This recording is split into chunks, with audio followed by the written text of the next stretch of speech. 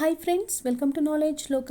Friends, ಇವತ್ತಿನ ವಿಡಿಯೋದಲ್ಲಿ 2026 ಮಹಾಶಿವರಾತ್ರಿಯ ಸಂಪೂರ್ಣ ಮಾಹಿತಿಯನ್ನು ನಾನು ಈ ವಿಡಿಯೋದಲ್ಲಿ ತಿಳಿಸಿಕೊಟ್ಟಿದ್ದೇನೆ. ಈ ಸಾರಿ ಮಹಾಶಿವರಾತ್ರಿ ಮಾಘ ಮಾಸ ಕೃಷ್ಣ ಪಕ್ಷದಲ್ಲಿ ಬಂದಿರೋದ್ರಿಂದ ತುಂಬಾ ಶ್ರೇಷ್ಠವಾಗಿದೆ. ಇನ್ನು ಶುಭ ಮುಹೂರ್ತ ಹೇಳೋದಾದರೆ ರಾತ್ರಿ ಸಮಯ ಚತುರ್ದಶಿ ತಿಥಿಯಲ್ಲಿ ನಾವು ಪೂಜೆಯನ್ನು ಮಾಡೋದ್ರಿಂದ ತುಂಬಾ ಒಳ್ಳೆಯದು. ನಾವು ಅಂದುಕೊಂಡಂತಹ, ನಾವು ಕೈಗೊಂಡಂತಹ ಸಂಕಲ್ಪಗಳೆಲ್ಲವೂ ಈಡೇರುತ್ತೆ. ಅದರಲ್ಲೂ ಗೋಧೂಳಿ ಮುಹೂರ್ತದಲ್ಲಿ ಚತುರ್ದಶಿ ತಿಥಿಯಲ್ಲಿ ನಾವು ಪೂಜೆಯನ್ನು ಶಿವನಿಗೆ ಸಲ್ಲಿಸೋದ್ರಿಂದ ನಮಗೆ ಸಕಲ ಭಾಗ್ಯಗಳು ಒದಗಿ ಬರುತ್ತೆ. ಇಲ್ಲಿ ಗೋಧೂಳಿ ಮುಹೂರ್ತ ಅಂದರೆ ಸಾಯಂಕಾಲ ಹೊತ್ತಲ್ಲಿ ಪೂಜೆ ಮಾಡೋದು ಅಂತ ಹೇಳ್ಬೋದು. ಇನ್ನು 15ನೇ ತಾರೀಕು ರವಿವಾರ ಉತ್ತರಾಷಾಢ ನಕ್ಷತ್ರ ದ್ವಿತೀಯ ಪಾತ್ರಯೋಗದಲ್ಲಿ ಈ ಒಂದು ಮಹಾಶಿವರಾತ್ರಿ ಬಂದಿರೋದ್ರಿಂದ ತುಂಬ ಅಂದರೆ ತುಂಬಾ ಶ್ರೇಷ್ಠವಾಗಿದೆ.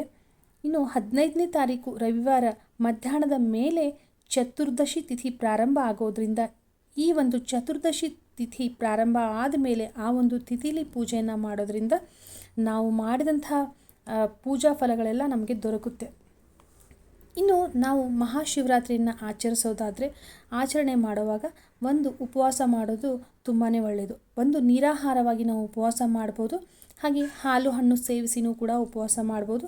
ಬೇಡ ಇಲ್ಲ ಅಂದರೆ ಅಟ್ಲೀಸ್ಟ್ ಒಂದು ಸಾಬುದಾನಿ ಅವಲಕ್ಕಿ, ಉಪ್ಪು ಹಾಕದೇ ಮಾಡಿದಂತಹ ಸಾಬುದಾನಿ ಅವಲಕ್ಕಿನೂ ಕೂಡ ಸೇವಿಸಿ ನಾವು ಉಪವಾಸ ಮಾಡ್ಬೋದು. ಅವರವರ ಆರೋಗ್ಯಕ್ಕೆ ತಕ್ಕ ಹಾಗೆ ಉಪವಾಸವನ್ನು ಮಾಡ್ಬೋದು. ಕೆಲವೊಬ್ಬರಿಗೆ ಆಗಲ್ಲ, ಖಾಲಿ ಹೊಟ್ಟೆಯಲ್ಲಿ ಇರೋಕ್ಕೆ ಆಗಲ್ಲ. ಕೆಲವೊಬ್ಬರು ಏನೋ ಒಂದು ಪೇಷಂಟ್ಸ್ ಇರ್ತಾರೆ, ನಾವು ಮಾಡಲೇಬೇಕು ಉಪವಾಸ ಆದರೆ ಆಗ್ತಾಯಿಲ್ಲ ಅನ್ನೋರು ಕೂಡ ಅಷ್ಟೇ. ನಿಮ್ಮ ಶಕ್ತಾನುಸಾರ ನೀವು ಪೂಜೆಯನ್ನು ಮಾಡ್ಬೋದು. ನಿಮ್ಮ ಶಕ್ತಾನುಸಾರ ನೀವು ಉಪವಾಸವನ್ನು ಕೈಗೊಳ್ಬೋದು. ನೀವು ಯಾವುದೇ ರೀತಿಯ ಹೇಗೆ ಉಪವಾಸ ಮಾಡಲಿ, ನೀವು ಶಿವನ ಮೇಲೆ ಒಂದು ಭಕ್ತಿ ಭಾವದಿಂದ, ಭಕ್ತಿ ಶ್ರದ್ಧೆಯನ್ನಿಟ್ಟು ನೀವು ಪೂಜೆಯನ್ನು ಮಾಡಿದಾಗ ಆ ಶಿವನಿಗೆ ತಲುಪುತ್ತೆ. ಹಾಗೆ ಈ ಒಂದು ಮಹಾಶಿವರಾತ್ರಿಯನ್ನು ಶಿವನನ್ನು ಒಲಿಸಿಕೊಳ್ಳುವ ದಿನ ಅಂತ ಹೇಳ್ಬೋದು. ಈ ದಿನ ನಾವು ಭಕ್ತಿ ಶ್ರದ್ಧೆಯಿಂದ ಪೂಜೆ ಪುನಸ್ಕಾರಗಳನ್ನು ಮಾಡೋದ್ರಿಂದ, ಶಿವನ ಒಂದು ಅಭಿಷೇಕವನ್ನು ಮಾಡೋದ್ರಿಂದ, ಶಿವನ ಭಜನೆ ಮಾಡೋದ್ರಿಂದ, ಜಾಗರಣೆ ಮಾಡೋದ್ರಿಂದ ನಾವು ಅಂದುಕೊಂಡಂತಹ ಕಾರ್ಯ ಕೆಲಸಗಳೆಲ್ಲ ನೆರವೇರುತ್ತೆ. ಅದೇ ರೀತಿ ನಮ್ಮ ಸಂಕಲ್ಪಗಳೆಲ್ಲ ಈಡೇರುತ್ತೆ. ಇಲ್ಲಿ ಕುಬೇರನೂ ಕೂಡ ಅಷ್ಟೇ. ಈ ದಿನ ಕುಬೇರನು ಶಿವನನ್ನು ಒಲಿಸ್ಕೊಂಡಿದ್ದಂತೆ. ಹಾಗಾಗಿ ಕುಬೇರ ಆಗೋದಕ್ಕೆ ಕಾರಣ ಈ ದಿನವಂತೆ. ಶಿವನೇ ಮುಖ್ಯವಾದ ಕಾರಣ. ಕುಬೇರ ಅನ್ನಿಸ್ಕೊಳಕ್ಕೆ ಈ ಒಂದು ಶಿವನ ಪೂಜೆನೇ ಕಾರಣ ಅಂತ ಹೇಳ್ಬೋದು. ಇನ್ನು ಸಾಯಂಕಾಲ ಪೂಜೆಯ ಒಂದು ಟೈಮಿಂಗ್ ಹೇಳೋದಾದರೆ ಸಾಯಂಕಾಲ ಸಮಯದಲ್ಲಿ ತುಂಬ ಶ್ರೇಷ್ಠವಾದ ಸಮಯ. 6:25 ಪ್ರಾರಂಭ ಆಗಿ 8:30 ಮುಕ್ತಾಯ ಆಗುತ್ತೆ. ಹಾಗಾಗಿ ಈ ಒಂದು ಸಮಯದಲ್ಲಿ ಶಿವನ ಭಜನೆ ಆಗಿರ್ಬೋದು, ಶಿವನ ಅಭಿಷೇಕವನ್ನು ಮಾಡೋದ್ರಿಂದ ತುಂಬಾ ಒಳ್ಳೆಯದು.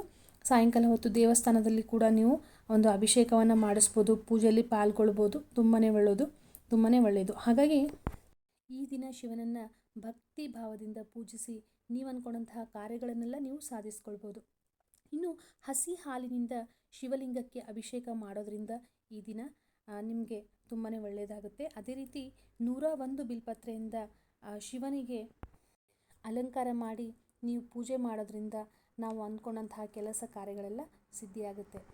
15ನೇ ತಾರೀಕು ರವಿವಾರದ ದಿನ ಸಾಯಂಕಾಲ ಹೊತ್ತು ಗೋಧೂಳಿ ಸಮಯದಲ್ಲಿ ಅಂದರೆ 6:25 8:30 ತುಂಬಾ ಒಳ್ಳೆಯ ಸಮಯ ಇರೋದ್ರಿಂದ ನೀವು ಅಂದುಕೊಂಡಂತಹ ಕೆಲಸವನ್ನು ನೆನೆಸ್ಕೊಂಡು ಸಂಕಲ್ಪ ಮಾಡಿ ಶಿವನೆದುರಿಗೆ ಬೇಡ್ಕೊಳ್ಳಿ.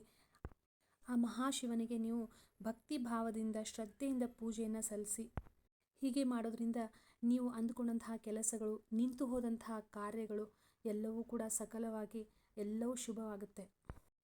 ಈ ದಿನ ಶಿವನನ್ನು ಭಕ್ತಿ ಭಾವದಿಂದ ಶ್ರದ್ಧೆಯಿಂದ ಪೂಜೆ ಮಾಡೋದ್ರಿಂದ, ಉಪವಾಸವನ್ನು ಕೈಗೊಳ್ಳೋದ್ರಿಂದ, ಹಾಗೆ ರಾತ್ರಿ ಜಾಗರಣೆ ಮಾಡೋದ್ರಿಂದ, ಶಿವ ಭಜನೆ ಮಾಡೋದ್ರಿಂದ, ಓಂಕಾರವನ್ನು ಹೇಳೋದ್ರಿಂದ ನಿಮಗೆ ಇರುವಂತಹ ಸಕಲ ತೊಂದರೆಗಳು ಯಾವುದೇ ಆಗಿರ್ಬೋದು, ಒಂದು ಆರ್ಥಿಕ ಸಮಸ್ಯೆ ಆಗಿರ್ಬೋದು, ಆರೋಗ್ಯದ ಸಮಸ್ಯೆ ಆಗಿರ್ಬೋದು, ವಿದ್ಯಾಭ್ಯಾಸದ ಸಮಸ್ಯೆ ಆಗಿರ್ಬೋದು, ಸಕಲ ಕಷ್ಟಗಳು ಸಂಕಷ್ಟಗಳೆಲ್ಲ ದೂರ ಆಗಿ ಆ ಶಿವನು ನಿಮಗೆ ಶುಭ ಯೋಗಗಳನ್ನು ಕರುಣಿಸ್ತಾನೆ.